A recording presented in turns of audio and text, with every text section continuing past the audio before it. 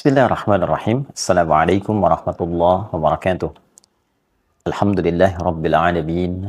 Wassalatu wassalamu ala Rasulillahil Karim. Nabiyyina wa sayyidina Muhammadin wa ala alihi wa sahbihi ajma'in wa ba'd. Saudara-saudariku, sebangsa, setanah air dimanapun berada, Alhamdulillah wa syukrulillah ala kulli ni'amillah. Semua yang kita jalani dalam kehidupan hingga mengantarkan kita pada pergantian siang, malam, berganti hari, berganti pekan, bulan, dan tahun. Kini semua perjalanan itu mengantarkan kita pada hari yang baru, di bulan yang baru, di tahun yang baru, menurut penanggalan Hijriyah. Kita dengan izin Allah saat ini telah memasuki penanggalan di awal bulan Al-Muharram 1446 Hijrah. Setiap yang sampai pada titik ini tentu telah mengalami beragam peristiwa dalam kehidupan, telah melintasi berbagai macam era bagi sementara orang, dan pertanyaan terbesarnya dari sekian waktu yang telah Allah berikan kepada kita untuk berkehidupan sampai detik ini, berapakah yang memiliki nilai kebaikan di sisi Allah Subhanahu wa Ta'ala? Sementara kita meyakini bahwa kita pasti akan berpulang. Kita akan meninggalkan dunia ini. Semua kita berkeyakinan dunia ini tempat sementara, bukan abadi kita berada di sini. Kita akan kembali kepada Sang Pencipta, Allah Subhanahu wa Ta'ala. Logika sederhana kita bertanya, bila di dunia ini saja kita berjuang untuk mendapatkan bekal supaya nyaman berkehidupan, Anda, saya, kita bersekolah, belajar untuk mendapatkan peningkatan pengetahuan, mendapatkan ijazah yang digunakan untuk mencari pekerjaan, guna mendapatkan bekal untuk berkehidupan. Ingin hidup nyaman, tenang, tentram, sejahtera. Bila di dunia yang kita akan tinggalkan saja sedemikian kuat perjuangan kita, sampai sebagian orang bahkan tega melakukan tindakan-tindakan yang tidak pantas, kontraproduktif, tindakan yang destruktif, merusak, mentolimi orang, mencelakakan, hanya untuk merasakan kenikmatan sesaat, yang bahkan dari beberapa pandangan kenikmatan yang mungkin didapatkan sifatnya semu, tidak melahirkan kebahagiaan yang sejati, dapat harta banyak, hasil korupsi, walaupun terasa banyak tapi tidak menyenangkan, tidak membahagiakan, gelisah, gak enak, hasil nyogok, hasil judi, tentu akan berpengaruh pada keadaan dalam jiwa. Poinnya adalah, untuk mendapatkan yang sementara saja begitu luar biasa, sungguh-sungguh, serius, dengan segala apa yang tadi diungkapkan, maka bagaimana dengan persiapan kita untuk kembali ke tempat yang abadi?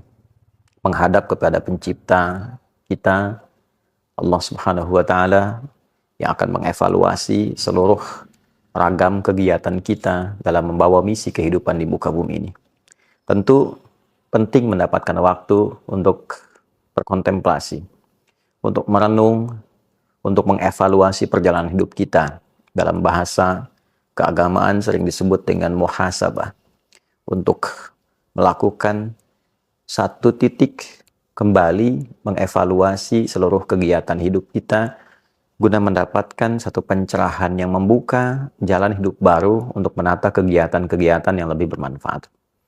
Allah Subhanahu wa Ta'ala menjadikan dari setiap perjalanan kehidupan kita itu beberapa waktu khusus tertentu yang dapat kita gunakan untuk mengevaluasi diri, guna membenahi kembali nilai-nilai kehormatan kita di hadapan Allah yang mungkin telah berkurang atau bahkan sebagian rusak karena perilaku manusia sendiri yang merusak. Pandangan yang seharusnya melihat yang baik, rusak cara pandangnya karena seringkali digunakan menatap yang tidak baik. Demikian lisan yang seharusnya berkata yang mulia sehingga terjaga kehormatan, maka runtuh kehormatan itu karena seringkali digunakan pada pembicaraan yang tidak elok. Demikian tangan sampai ke ujung kaki. Maka mesti ada waktu-waktu khusus untuk mengembalikan kehormatan kita di hadapan Allah Subhanahu wa Ta'ala. Mengevaluasi kembali. Kata hormat sesungguhnya berasal dari bahasa Arab, yaitu hurmah. Satu keadaan atau bahkan menjadi hukum yang menjaga kita agar selalu tampil terhormat disebut dengan haram. Haram sebagai hukum dihadirkan dalam agama sesungguhnya bukan sekedar untuk mencegah, tapi lebih kepada menjaga kehormatan kita dengan mencegah berbagai tindakan yang bisa meruntuhkan kemuliaan itu. Sehingga manusia terjaga dalam kehormatannya, tampil dalam kebaikannya. Mengapa berdusta itu haram? Karena saat seseorang berdusta, runtuh kehormatannya. Mengapa mencuri, korupsi, menipu itu haram? Karena ketika seseorang melakukan tindakan demikian, maka runtuhlah kehormatannya. Bukan hanya di hadapan Allah Subhanahu wa Ta'ala, tapi juga di hadapan makhluk, di hadapan manusia, orang-orang sekelilingnya. Allah memiliki sifat Rahman dan Rahim, sangat sayang, begitu mendalam pada hambanya, sangat mengasihi, begitu luas kepada makhluknya. Itulah yang menjadikan Allah selalu ingin menjaga kita dalam kebaikan. Bila tangan ini pernah salah melakukan tindakan, maka harus dijaga dan dikembalikan kepada fungsinya yang baik, sehingga kehormatan tangan itu terjaga dengan baik sampai pulang menghadap Allah. Diri kita diciptakan baik, Allah inginkan pulangnya pun baik dan terhormat. Itu poinnya. Maka segala yang diharamkan itu disebut dengan muharram. Dusta itu muharram. Mencuri itu muharram. Berjudi, mau offline, mau online, itu muharram. Hukumnya haram. Bila kita ingin meninggalkan seluruh perbuatan-perbuatan itu, mencoba mengevaluasi, menepikan yang dilarang, menjaga kehormatan, mengembalikan pada kemuliaan, berpindah pada tempat dan keadaan yang lebih baik, maka di antara rumusnya kita bisa tambahkan al pada kata itu.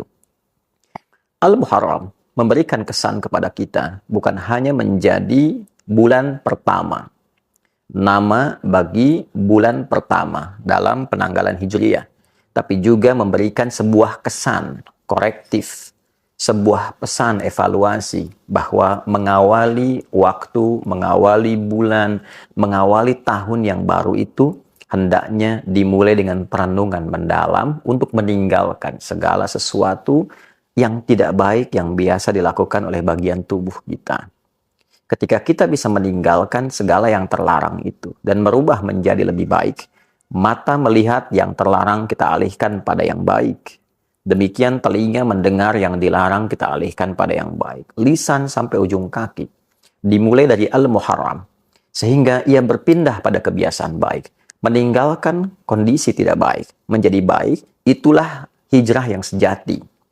Bukan sekedar berpindah tempat, tapi berpindah keadaan dari yang dilarang oleh Allah, yang tidak disukai, kepada kondisi yang terhormat, yang baik. Itulah hijrah. Bila kita ingin ikut itu dan melekatkan sifat di dalamnya, maka tambahkan ya nisbah. Hijrah, tambahkan ya nisbah sebelum akhirnya, maka dia menjadi hijriyah. Kalender hijriyah dihadirkan kepada kita, diawali dengan Al-Muharram. Bukan hanya menunjukkan sebuah nama dan waktu, tapi ingin memberikan kesan mendalam, renungkan dirimu.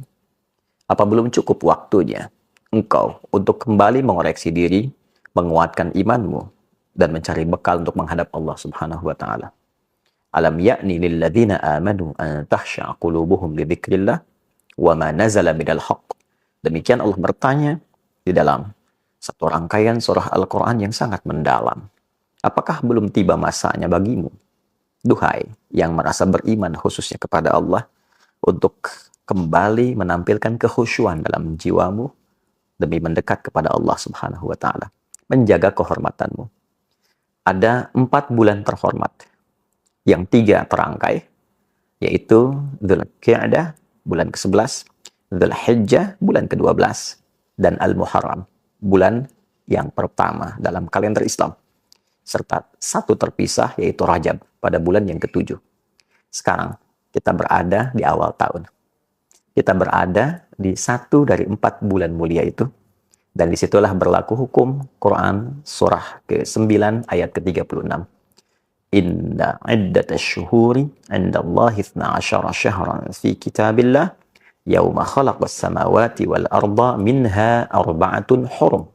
Dzalika ad-dinul qayyim fala tadhlimu fihinna anfusakum. Al-ayat. Sungguh Allah menegaskan jumlah bilangan bulan dalam setahun itu di sisi Allah yang telah ditetapkan sejak mula penciptaan langit dan bumi berjumlah 12 bulan. Setahun ada 12. Dari 12 itu ada 4 bulan utama yang desainnya untuk menjaga kehormatan. Desain muhasabah, evaluasi, koreksi diri. Maka jika Anda telah hadir dari 4 bulan itu, maka kata Allah, فَلَا تَظْلِمُوا فِيهِنَّ أَنفُسَكُمْ. Maka berusahalah untuk mengoreksi diri. Jangan berbuat maksiat. Tinggalkan yang dilarang. Jangan berbuat zalim pada diri sendiri. Berkata kotor itu zalim pada lisan. Berkata yang tidak baik, zalim pada lisan. Memandang yang tidak bagus, zalim pada mata. Mendengar yang tidak mulia, zalim pada telinga. Fala tazlimu fihinna anfusakum. Jangan sekali-kali engkau mencoba menzalimi dirimu di waktu-waktu itu. Nah, itulah ketentuan agama yang benar. Ya, Allah menyampaikan dzalika dinul qayyim. Sebelumnya, ketentuan agama yang benar itu di antara pembuktiannya adalah penjagaan terhadap perilaku kita untuk tampil lebih mulia. Ini yang tampak di hadapan Al-Quran. Definisi kemuliaan di hadapan Allah adalah ketika akhlak kita dapat terjaga yang dihasilkan dari pendidikan ibadah kita kepada Allah Subhanahu wa taala. Itu yang menjadikan suksesnya salat seseorang itu ketika tampak baik akhlaknya. Tanha 'anil fahsya wal munkar. Salat sekian banyak rakaat, sekian panjang dibacakan, tapi tidak merubah perilaku menjadi lebih baik, maka itu hanya sekedar memenuhi rukun syarat untuk naik turun, tapi tidak menjaga kualitas dan kekhusyuan di dalamnya. Untuk itu, saudaraku, sekali lagi, saya Andi Hidayat ingin memohon maaf demi memberikan contoh pertama pada diri pribadi sebelum mengajak siapapun. Saya memohon maaf kepada saudara-saudariku dimanapun berada. Bila selama ini Anda pasti mendapati hal yang kurang wajar untuk kami tampilkan. Boleh jadi didapati kata-kata yang tidak elok untuk disampaikan. Saya memohon maaf dengan segala kerendahan hati bagi berbagai pihak yang mungkin merasa kurang berkenan atau bahkan tersinggung dengan rangkaian kata-kata yang pernah saya ungkapkan selama berkehidupan sampai detik ini. Boleh jadi ada cara pandang yang kurang baik yang pernah kami tampilkan, yang dengan itu mungkin berpotensi menyakiti ataupun juga melahirkan pandangan-pandangan yang tidak elok. Saya dengan segala kerendahan hati memohon pintu kemaafan dan juga memohon doa semoga Allah Subhanahu wa taala senantiasa memberikan bimbingan, ampunan dari berbagai macam dosa yang dikerjakan dalam kehidupan. Dan sekali lagi saya mengajak setelah itu kepada kita semua, mari kita isi tahun baru ini untuk meningkatkan ketakwaan kita kepada Allah Subhanahu wa taala, saling mendoakan, pemimpin dengan rakyat saling mendoakan, pimpinan di kantor dengan karyawan saling mendoakan, dengan tetangga kita saling mendoakan supaya negeri ini tentram, damai, baik. Setelah itu saling mensupport dalam kebaikan. Mari kita bangun bangsa, bangun negeri dengan segala kemampuan yang Allah titipkan kepada kita dan niatkan ibadah supaya mendapatkan poin di sisi Allah Subhanahu wa taala. Dan semoga tahun ini berkah untuk kita semua.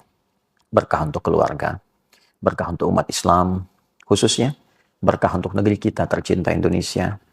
Dan jangan lupakan dalam sujud kita untuk bermohon. Semoga Allah berkenan memberikan kebebasan bagi umat Islam untuk beribadah di Masjid Al-Aqsa, memberikan kemerdekaan untuk Palestina, dan menghadirkan ketentraman, kedamaian di muka bumi ini untuk kita semua. Semoga Allah mengabulkan. Allahumma rabbana taqabbal minna innaka antas sami'ul alim wa tub 'alaina innaka antat tawwabur rahim. Rabbana zalamna anfusana wa illam taghfir lana wa tarhamna lanakunanna minal khasirin. Allahumma rabbana atina fid dunya hasanah fil akhirati hasanah wa qina adzaban nar. Wa sallallahu ala sayyidina Muhammad wa ala alihi wa sahbihi ajma'in. Wa akhiru da'wana subhanakallahumma rabbana wa bihamdika asyhadu an la ilaha illa anta nastaghfiruka wa natubu ilaik. Walhamdulillahi rabbil alamin.